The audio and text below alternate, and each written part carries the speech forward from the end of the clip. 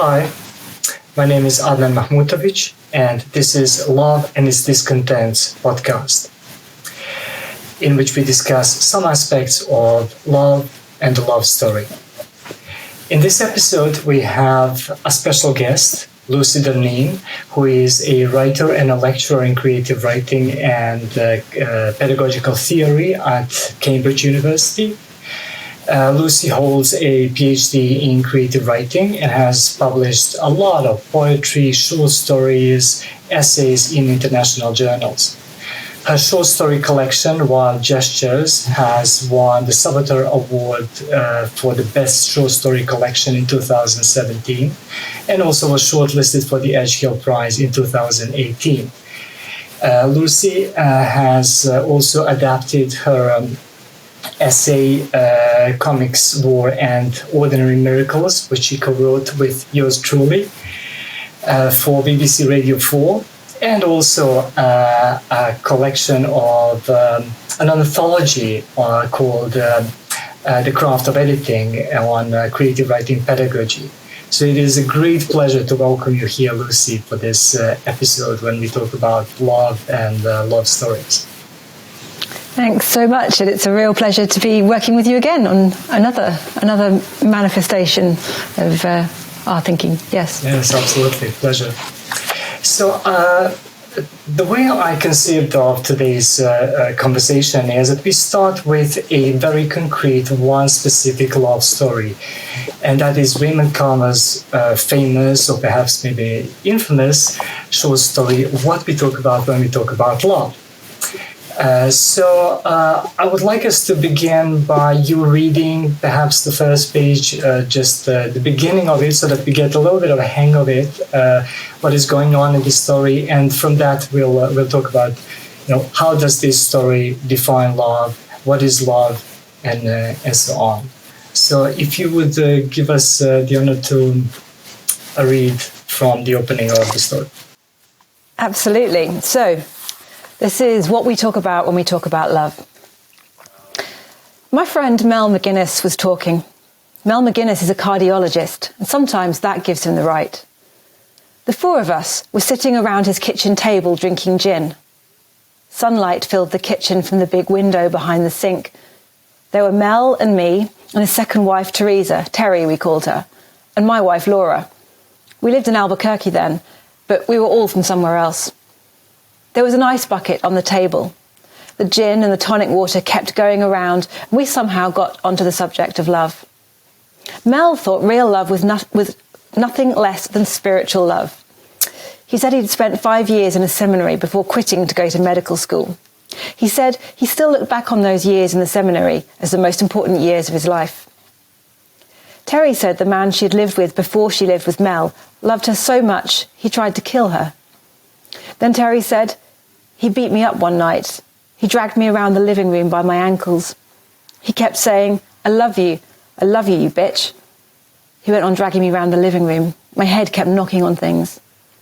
Terry looked around the table. What do you do with love like that? She was a bone-thin woman with a pretty face, dark eyes and brown hair that hung down her back. She liked necklaces made of turquoise and long pendant earrings. My God, don't be silly, that's not love, and you know it, Mel said. I don't know what you'd call it, but I sure know you wouldn't call it love. Say what you want to, but I know it was, Terry said. It may sound crazy to you, but it's true just the same. People are different, Mel. That's wonderful. Thank you so much. This story is really interesting. Of course, it's a character-driven story where we have basically four characters sitting around a table, drinking a lot and talking about a specific topic, in this case, love. You would think there is no plot, but it's just four people conversing, and we see that, of course, Mel and Terry, they are a bit older couple. They're in the 40s. I mean, it's not very old, but they have been together for a while. And not be old. They're going to be old. Yes, and obviously they have been together for a couple of years, and they have also experienced a number of different things, troubles and so on. Whereas the other couple, young in love, they've been only together for a year and a half, I think. So obviously we have a contrast there. We have these who have had their disappointments as well as good moments, and we also have this young couple. So they have different conceptions about love. But it's Mel who is kind of trying to steer this conversation. He, as the beginning says, he is a cardiologist, which means he is a doctor of the heart, and he gives himself the right to talk about the heart and love. So if you begin with this idea, obviously they disagree about what love is. Terry and Mel do.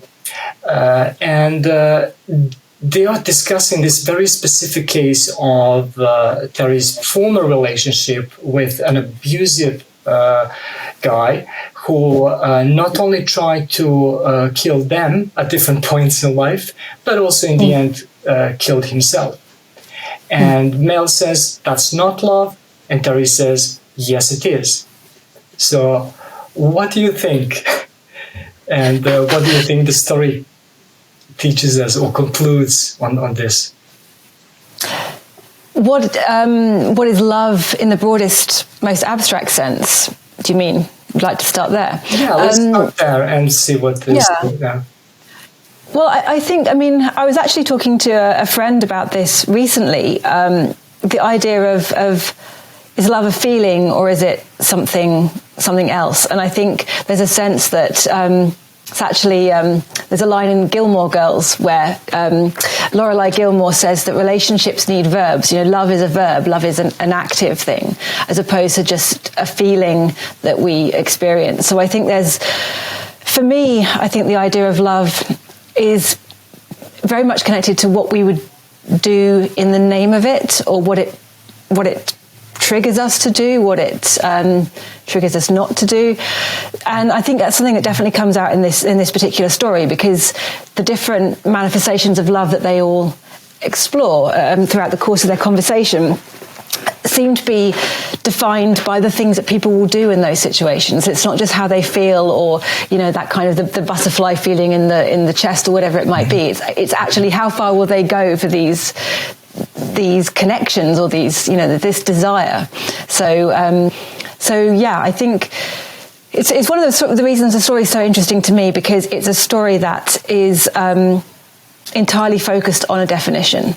It's like that effectively is the plot. It's trying to figure out getting below the layers. And I think the fact that although Mel is a cardiologist, he is a doctor of the heart, but he's also a man who prior to that was heading down a spiritual path, and there's another kind of element of trying to understand a different form of love that he then translates into the physical. So again, there's this sort of grappling with is it something intangible, or is it something, is it blood pumped around the body, something active? It's Indeed, yes. Yeah. So basically, before that, he was in the seminary, as you said. So he was probably, going to be a priest or something like that. So he has that's his heritage. That's his former life. So he's influenced by that, and he knows it. So he says, love is spiritual love. That's the kind of love that is the ideal love, as if between a god and man. And obviously now he is, as he says later on in the story, he's a mechanic of the heart. He's not so he only knows the mechanics, how it works. So he cannot. It's almost like he's split between two very, very different modes of thinking about love. And I think that's when we ask ourselves that question, what is love? I think that split becomes evident every time. It's like, is it this nebulous thing that we feel but can't quite ever get a grasp on it? Or is it something that has a sort of mechanical root that you can, there's an equation. In fact, at some point in the story, he even talks about that sort of feeling of what happens when love ends. Where does that love go? The love that he had for his ex-wife. He loved her once. I know I loved her once, he says. And then where does that... It's like the remainder of the equation. How do you balance it? Because it's... there should be something on either side of it. So yeah, I think that's... I feel that's a common human experience, to be divided between love as something that you can, in some way, attain because it's tangible, and also it's something completely intangible that we can't. There's no formula to get it, basically. Yeah, I mean, you're quite right. I mean, there is this continuous kind of split between thinking of time and love and time, and love in time, how time affects love, and there is this sense that love is so great that it makes us feel as if we are immortal. There is the cliche, love survives time or death, and so on. So there is that aspect of it, which we, in a sense, instinctively kind of believe in or feel.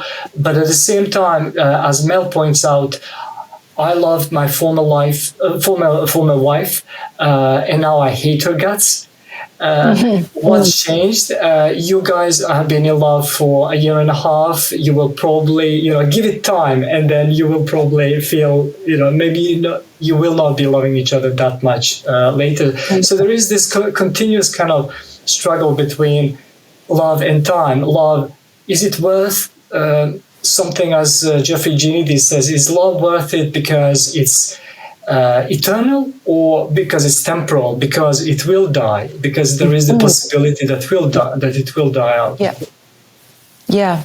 And the flip side of that is if love is something that can transcend and survive death, war, illness, all of these things, there's also, how does it begin? Where does it begin from? Where do we move from just being, casual acquaintances with a person to feeling that spark of love? And I often think of, there's a beautiful poem by Ada Limon, which, when I'm thinking about how is it that we could write anything new about love, I come to this poem, and it's called What I Didn't Know Before. And I won't read the poem, but the last line of it, in the poem, she's imagining meeting a loved one and likening this moment to the birth of a baby horse. When a horse is born, it just kind of gets up and starts running around the field. It's like it's that fast. And the last line is, it came out fully formed, ready to run. The love I had for you came out fully formed, ready to run. And there's this feeling of this kind of this spontaneous minute, this moment where there is no love, and then suddenly love exists. Yes. And then it lasts, and then it lasts eternally. And I can't think of any other emotion or experience that has that kind of trajectory, that it kind of sparks into life in an instant and then lasts a lifetime, as the song lyrics tell us.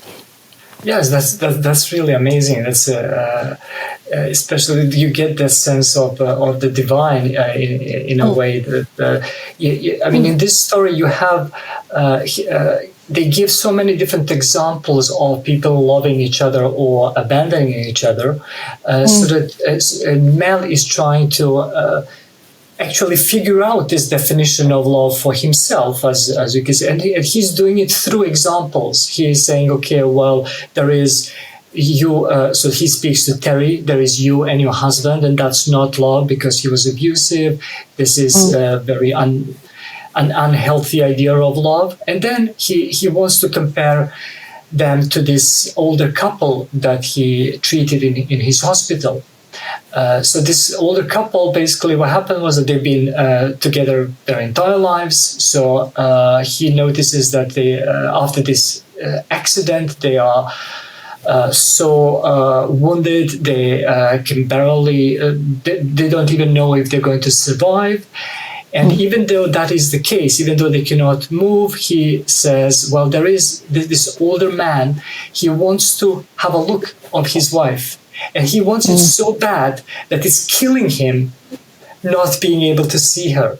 And he says that's his example of true love, that this man is literally dying to see her. He cannot be apart from her even for 1 second. And if I compare that to the case with Terry and her former husband, wasn't that the case for him as well? he was ready to die for Terry and kill himself for Terry, and he couldn't stand not being close to her. So I get a little bit perplexed here, like how is Mel really thinking here? What is the difference? Of course, except that one man was abusive, but what is the difference in the feeling, in the way of looking at love between those two cases? Well, I suppose we've completely romanticized the idea of dying for love. So, that's a sort of chivalric kind of notion of that, you would lay down your life for the person you loved. And in a non-romantic sense, we would perhaps think of that for our children or our parents or, other members of our family, this idea that one would sacrifice oneself for the thing that they loved. So there seems to be an element of sacrifice that comes into it in some way. But I think, don't you find it kind of interesting that so many of these definitions of love, particularly the ones that Mel draws attention to, they're effectively framed against loss or absence of love or the fear of absence of love. It's not the thing itself, but for Terry's husband, for whatever reason, they don't really explore this in their conversation, but he fears losing Terry, and this prompts him to have this response. And in the same case with the old couple, the fact that the old man can't see his wife, and not being able to see her means that he's dying without that ability to sort of confirm that she's there.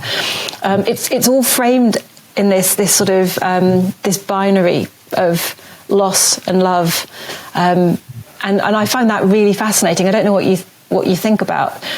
I think that's why we always connect love to its absence. Indeed, because there is this fear of losing love, as you say, indeed, as if because love is not immortal, because love is mortal and will die, that's why we cherish it even more. So that becomes kind of obvious, and the way it's kind of framed here, it seemed to me that Mel is at the same time despising Terry's former husband for the kind of love and the way he was loving Terry, but at the same time desiring exactly that kind of love. That he actually wants to be in love with Terry in a way that he would die for her, that he actually mentions the chivalry love, like people used to die for love, and the cliche. Yeah, absolutely. It's very interesting that actually he's himself striving for an ideal of love that we've seen the toxic end of it. We've seen the kind of the extreme when love goes bad, kind of that sort of manifestation of it. Can we mention yearning? I know yearning is something that both of us have explored in our own work. This idea of love and desire and yearning is this sort of these deeply braided together concepts. And I wonder if this comes into it in some way, that Mel himself is yearning for a particular kind of love that he can see himself, when it's taken to an extreme, has a very negative outcome. But if you think about Robert Olen Butler's notion that plot is just yearning challenged and thwarted, then I suppose in both of those cases with Terry's husband and with the old couple, the yearning they have for the object of their affection is challenged by circumstance. Terry doesn't want to return the feelings of her partner. The old man can't see his wife because of their injuries. So that yearning is interrupted or challenged in some way. And indeed, and I'll come back to that later, just when we get to defining love stories. I'm thinking here, which is really interesting, obviously. We get into this territory that love is the desire for something, or for something perhaps that you don't have. The old Platonic idea for the other half, for the missing part of yourself, something that will, in this kind of cliched phrase, but it's still what what we constantly encounter, desire to be complete. Yeah, and I think it's an interesting story to be reading or rereading in 2022, where I think there's a lot of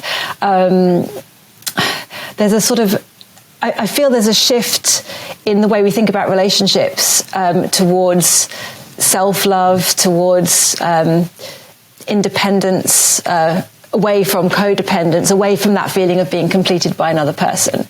And yet there's still a sort of romantic ideal embedded in this story where that search for the other half of you is still the driving force of how we write about love in some way. Absolutely. And I'm also thinking here, in this story, one premise is that they actually quarrel about the very definition of love. So if two people have different definitions of what love is, so we are going beyond this, let's say, the ontology of love, whether or not it really exists out there in the world, but also how we define it. So that's already there in the beginning. Terry has one definition, Mel has another definition, so they are fighting over that. And if two people don't have a same definition of love, that becomes an impediment for this yearning itself. Like they cannot really synchronize, because they will always think like, oh, she's not giving me what I want, but she doesn't think that's what love is. She maybe wants to give you something she thinks she should be giving. So I wonder if this story is really also about that kind of problem. Like, what is it that we talk about when we talk about love? If we could just agree on something. If we could all just agree on what that is, like it's globally, and I think we see 4 different insights into it in this story through the 4 different characters. But of course, then we have the characters who are off page, if you like. They're sort of in the wings of the story, in the older couple in the hospital, and also in Terry's former partner. But we see it's an interesting contrast that Mel and Terry have a very dynamic way of exploring what love is, whereas Laura and the narrator of the story, it's more passive. It's more they're at that stage of a relationship where they're not questioning, or they're very content in where they are in their relationship, and they're still thinking along the sort of those same shared lines about everything. They haven't got to that point that Mel can see it coming for them, but the point in which they disagree even on what it is love might be, or where we would eat for dinner, or whether we should have another drink. All of those little kind of micro disagreements. So, it makes me wonder if in a sense love is in the spaces between things.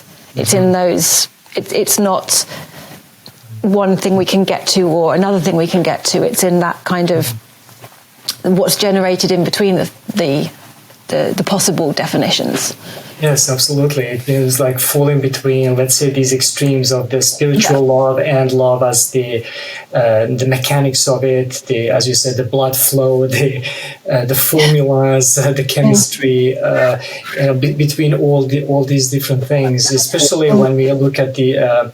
You said, for instance, that love is a verb, so it's something you also do. It's not just like saying, okay, I love you, and then nothing. Honestly, what does that even mean? So love is a verb that means doing love or loving. And that goes with, and I think it's really strong in this story, performativity of love.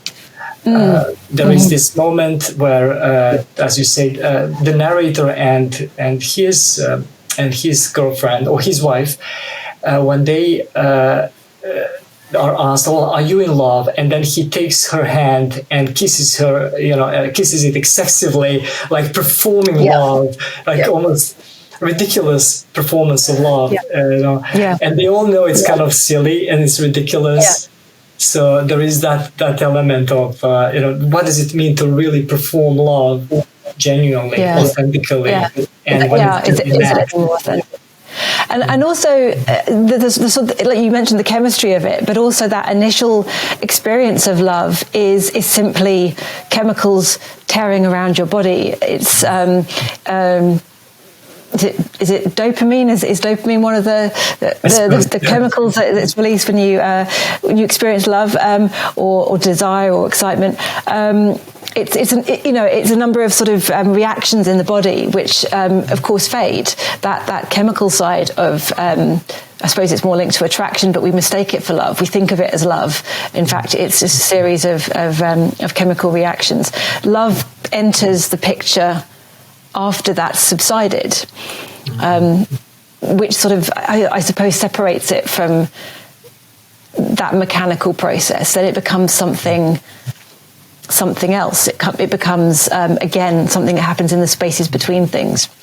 So it's, is it something that is created? Do we actually actively create love in the things that we do? Does that performativity eventually take us to a place of authentic love? Because if we perform it enough, do we then step into a place where we actually experience the real thing?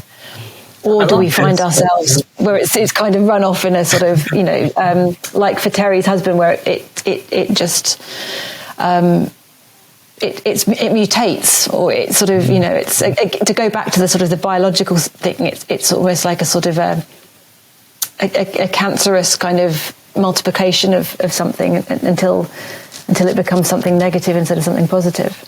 Yeah, you're quite right. I really love these paradoxes that arise from all these definitions, and how the more we try to define, the more paradoxes we encounter. But it is really there in the paradoxes, as you say, in between these extremes, these binaries, and so on. So it's for me, it's so exciting because there is a little bit of a kind of chicken and egg sort of a dilemma, as you said it now. Do we persist in loving even after the dopamine is gone, or whatever the chemicals are, or does the dopamine arise because of love? So what came first, love or the chemistry, or chemistry and then love? So yeah. It doesn't like this thing that you said in the beginning. Like, where does it begin? Like, how do we know at the moment when love actually began? We know sort of where it ends, or where it could end with death and so on. But where did it actually begin? How does it come to being? Is a question here, and is like a unsolvable but amazing question. Yeah, and I think if you think about love poetry, love songs, love stories, so much of, obviously not all of them, but the majority seem to focus on the loss of love, the other side of it, and how do you hold on to a love when someone doesn't feel the same, or how do you deal with love when it's unrequited? But that mysterious genesis of it is, it feels to me, I know there are definitely works out there that explore that moment that love kind of fires into being, but it's not where we tend to immediately turn our attention. We turn our attention to the part when we can't hold on to it, or we can't, we don't get it returned. I suppose because perhaps that's where the real tension lies, that the fear or the anxiety that propels us to want to make art about it. But well, that brings us to the very question of the love story, because love story is one of the oldest types of stories. In a sense, you could say that most stories are about some kind of love, and we cannot get enough of those stories. We have seen all the cliches. We have, in a sense, it's been told over and over and over, but we still cannot get enough of them. And what is then a love story? Is Carver's story a love story? If so, why? How do we even know what a love story is? It feels like a love story that's trying its very hardest not to be a love story. It's trying to sort of step away from the sort of the tropes and the trajectories of a love story. And actually, I think it's Brecht who says that love and war are alike. No, that's I think that's Yevtushenko, but love and war are alike. Brecht says that two things will never stop writing about: love and war, and it's this idea that love and violence, or love and there's this sort of constant, the two things always belong together, and even within a story we will never stop writing about these two extremes of human experience, love and the sort of the terrible things that happen either in the name of it or sort of in antithesis to it.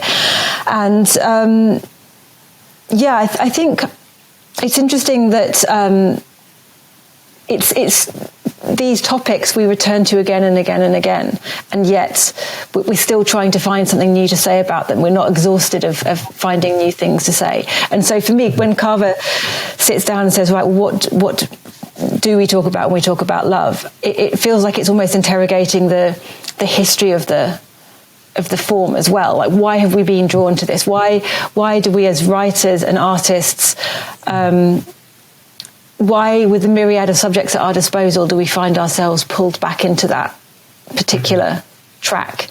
And we sort of, vacillate between that and its opposite, the story of war and or the story of violence, and how the two things, the tension between them sort of generate that kind of energy. So I wonder if you think now, I mean, what you say now about Carver and the way he is exploring the form, he is in a sense aware of what has preceded him, what sorts of love stories there are, what are some of the cliches, what are some of the tropes, and so on. I wonder if you would think that there is no love without love story. I mean, where do we learn what love is, really? I mean, is it something innate, or do we learn it from stories because we read just so many stories or watch movies, or people tell us about what love is, or they try to teach us or tell us stories of love, and then that's how we learn. Can actually love be divorced from the story of love? Is that even possible? Is that something maybe Carver is trying to do here? That's a really interesting question. My instinct is to say, in a sense, no, it can't be divorced from the love story, because in a sense, in the telling of it, we keep it alive, or we renew it. Or if you think about the loves of our own lives that we've lost, be it platonic loves or romantic loves, familial loves, we bring life back to them by telling the memories. We recall the memories, or we tell stories of past times. We constantly renew love in the telling of it. So I think, and the fact that whether it's in the form of an anecdote or a memory or something like that, it's still a narrative. It's still a story. So perhaps we do learn to experience it through these stories, and we've heard those stories right from being very small children. The children's stories that we probably hear being read to us as children are all very much preparing us for those experiences in a very sort of gentle way. I'm thinking of stories like Goodnight Moon, or there's the story, the Velveteen Rabbit, stories like that, where it's sort of like love, kinds of loving something gives it life, or it makes something continuous. But there is also this sense that you say love, these stories prepare us for things, or prepare us maybe for love, but also maybe tell us that love is about bad things. It is about loss. It is about grief. It is about all these things which come with love. You mentioned sacrifice. You mentioned quite a few of these things which are not always pleasant. So in a sense, because we have heard so many stories, we expect there to be loss, we expect there to be death, we expect there to be disappointment, we expect heartbreak. We almost kind of wonder, if there is no heartbreak, is this really love? If there is nothing standing in the way. So I wonder if you are then conditioned the wrong way through these love stories. Are love stories giving love a bad name? Well, of course, if you know that I'm a huge fan of Wuthering Heights, Emily Bronte, and that sort of romantic idea of the Heathcliff kind of that manifestation of love where it's destructive and everyone would sort of tear themselves asunder to experience that kind of love. And we can see, I hope, in from our current perspective, how toxic and full of red flags that would actually be. Except we've romanticized that kind of love, that destructive and selfish love in some ways, that we're prepared to think of all the love stories. We both have a favourite story in The English Patient, which is a story of betrayal and infidelity, and as much as it is a story of other sort of more positive experiences of love. Those because we associate real love, or the kind of love we want to experience, with those tragic ends or those catastrophic experiences of love. I think I know I could certainly point to my own teenage reading as an example of how my own formation of what a love story would definitely be very much based on a kind of a cocktail of Wuthering Heights and Romeo and Juliet, and many things which were absolutely teaching us the opposite perhaps of what the love story might want to show us. But and I really hope that at some point later down the line we can talk about the Brontes and The English Patient and many more stories. I think that would be really great. I think there is a sense that this subject, this topic is inexhaustible, really. There's so much to say about it, and I'm just in terms of like love stories, but sometimes you have stories which you wouldn't guess they were love stories. I mean, they wouldn't be labeled because maybe they are not romance. Maybe they are not categorized as love stories. If you go to a bookstore, if you go to a library, you will not find them in those special kind of on special shelves, kind of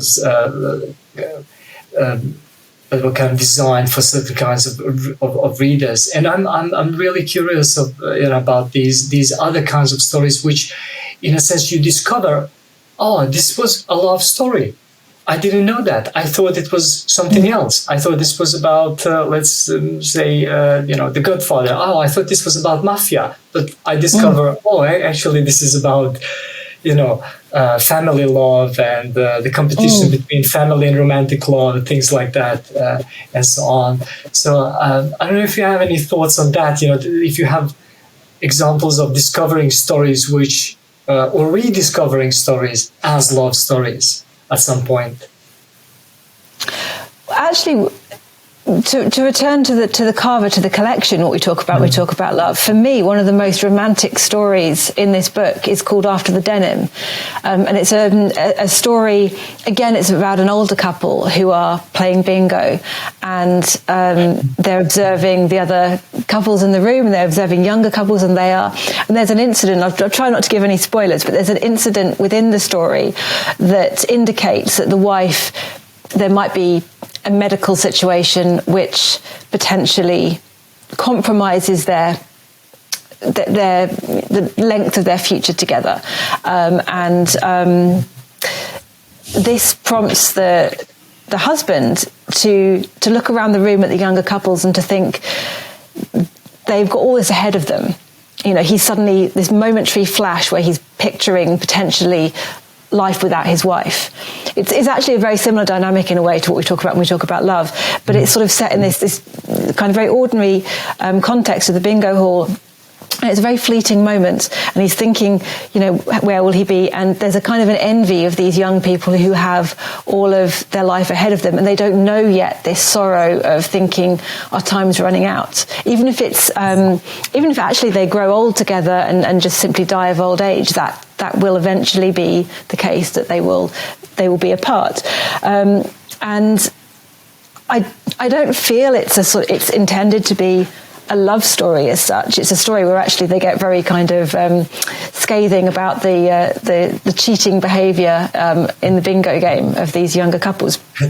But actually, what it really boils down to is that fear of losing the thing that you love. So I think there's many ways that Carver himself finds romance and love in situations that actually look very, very ordinary and very quotidian, and not, they're very divorced from all of the trappings of the love story that we might imagine. There's no windy moor, and there's no desert, and none of the romantic frameworks. It's just very ordinary. And for me, those are the most powerful love stories, that are actually the ones that the ordinary person might experience, that I don't imagine myself in an Anna Karenina type in situation, but a story that speaks to the very sort of mundane, ordinary details of my own life. You put me on the spot thinking of a story that I've discovered that way, because, as is often the case, all of the titles of books I've ever read have fled my mind. But I'm sure one will come back to me.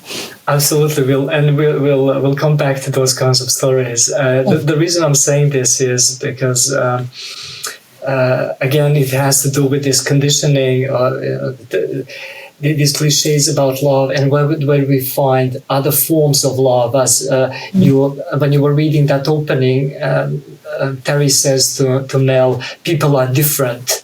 Okay, so they have different conceptions of love.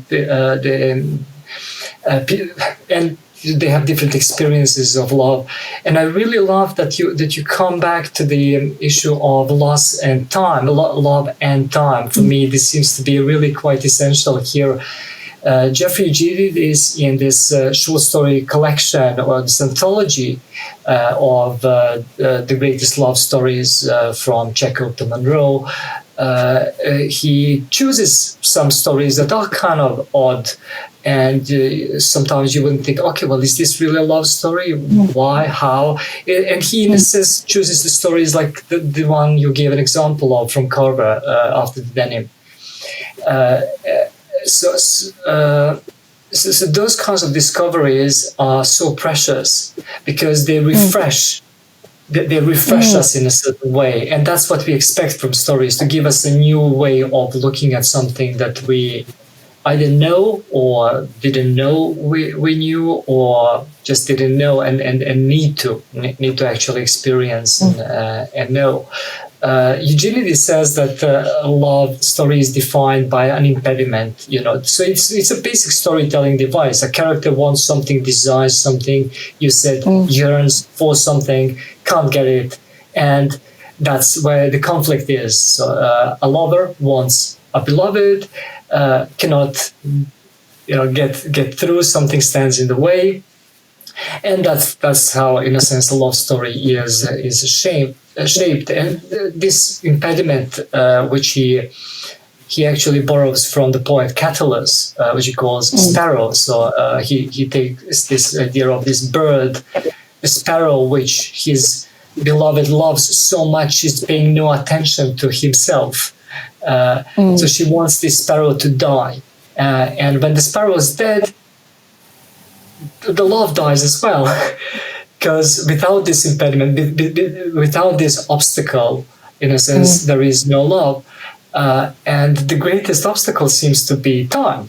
At least that's how I interpret it, the way you put it. It is this fear of time eating love, time actually standing in the way, this ultimate kind of enemy that you cannot possibly beat. Yeah, and time and other people, perhaps. Other people are an impediment. But it comes back to that feeling of, without the impediment, is it really love? If it's not, I've thought about this as a writer myself, and a lot of the stories that I've written that might be classed as love stories are typically about that love being thwarted in some way, or something being denied somebody. But I've been thinking a lot recently about what would it be like to write a love story with a happy ending, a love story where there was that sort of impediment was removed. And it's actually, I don't know if you've tried to do it yourself, but it's incredibly hard to do it, because of course, where do you actually find the story? Where's the conflict? Where's the tension that you're trying to look for? If you take away that sort of obstacle in the way, and actually just let people get on with being in love. And the poet Banu Kapil says that what is good for art is terrible for life. Or I'm paraphrasing, but this idea that what is good for the art is we don't want to live those lives of denial and unrequited love. We actually just want to live happily ever after, really, don't we? And yet the happy ever after story doesn't serve, particularly the short story, very well, because it feels very, it feels too easy. It feels too like you haven't worked for anything. If everyone leaves the story with the thing that they came for, then somehow that yearning hasn't been manifested. Indeed. So even if Mel doesn't really want to die for Terry, or doesn't want to kill himself for Terry, at least he wants to go in that direction, rather than the opposite direction. He wants to feel that passion, that yearning. Yes. Because he's actually very, he's quite subtle about it, but he's a little bit scathing towards his guests, because they're happy and in love and they're kissing each other's hands and they're smiling, and he's waiting for that to fall apart. So even there's something in him, it feels, that suspects that happy ever after wouldn't be satisfying, perhaps, or it can't exist. But actually, that's the only moment in the story where Terry and Mel agree on something. When the young couple kiss each other and they look at them from this experienced point of view, and they look, you just wait. So that's the only point of convergence of their thoughts. That's the only thing they absolutely agree on. The rest, they completely disagree on every other aspect of their lives, their relationship, everything. They're very quite different, but that's the one where they are like, yes, and they are like one, like this unity. Look at this young couple and smile. They're kind of experienced smiles, almost kind of wishing for them to experience that heartbreak. Yeah, and the sort of inevitability of it, that it's coming, which is the thing that emerges out of after the denim, is that this is coming for all of us. All of us who love are going to, at some point, face the grief of the absence of love, whether that's because somebody chooses to leave, or whether it's because the world intervenes and love is denied. We're all going to get there. We're all going to experience it. None of us are immune to that. But it's interesting to me how, because if you're talking about sort of the possibility of unrequited love, it's also possible, where you were talking about which stories that actually turn out to be about love when you didn't expect them to be about love. We can have, as readers, our own kind of love affair with a story, can't we? And some stories, we have an unrequited love for those too. Why is it that some stories why is it that what we talk about when we talk about love is so beloved, particularly of short story writers? Why do we all have this kind of fascination with it? And yet perhaps there are other stories which are equally technically as interesting, or equally as conceptually as interesting, but they don't quite become classics, perhaps, in inverted commas. And that relationship, the love relationship between reader and text is an interesting one to me as well. Why are we talking about what we talk about when we talk about love? Yes, exactly. Why are we talking about this story now? Why are we talking about? I always get that. It's almost like one of those things. Like you're supposed to say it before you start acting. Like, why do we talk about what we talk about when we talk about love? I mean, say that 10 times really fast, right? Yes. I'm not even going to try. That's really amazing. But why has it become the quintessential love story? It's very hard to say. I suppose because it's so evocative, because it really makes us think and feel. We can recognize these different types of love. We can recognize the tropes. We can recognize the cliches, storylines. We can recognize the history of love and love story, the realism of it, perhaps, but also this abstract thought. So it's a combination of very kind of realist depiction, and also it's also really quite abstract, but it doesn't get in the way. It's still pleasant to read and imagine and be in the shoes of these, and maybe kind of also being an outsider, smirking at them, laughing a little bit at them as you watch them quarrel and thinking, okay, in a sense, they expose themselves to being a little bit ridiculous or laughable to us, and I think that's also this vulnerability is what we like, I suppose.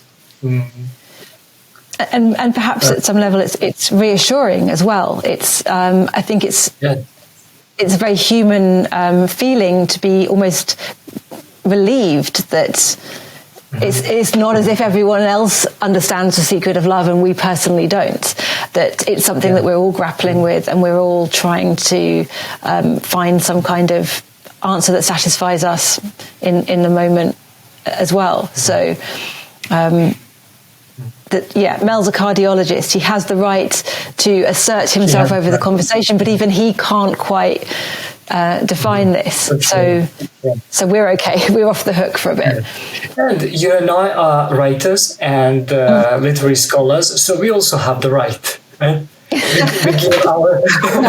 give ourselves the right to start this conversation, to talk about this huge topic, which many have tried to tackle and cover and explain and so on, and yet here we are, kind of coming after all these people, saying, okay, well, we have something, we have the right, and we have something new to say.